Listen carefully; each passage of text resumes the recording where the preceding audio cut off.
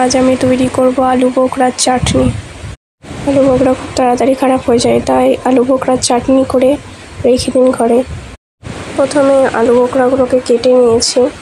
কড়াইতে সামান্য পরিমাণ তেল, 5 ফোড়ন, একটা তেজপাতা, একটা কাঁচা লঙ্কা দিয়ে তারপর একটুখানি নেড়ে চেড়ে নিয়ে আলু বোখরাগুলো দিয়ে দিলাম।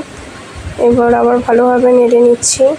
তারপর সামান্য পরিমাণ নুন দিয়ে নেড়ে চেড়ে নিতে হবে ভালোভাবে। তারপর সামান্য পরিমাণ হলুদ দিয়ে দিলাম, আবার ভালোভাবে নেড়ে চেড়ে নিয়ে নিলাম।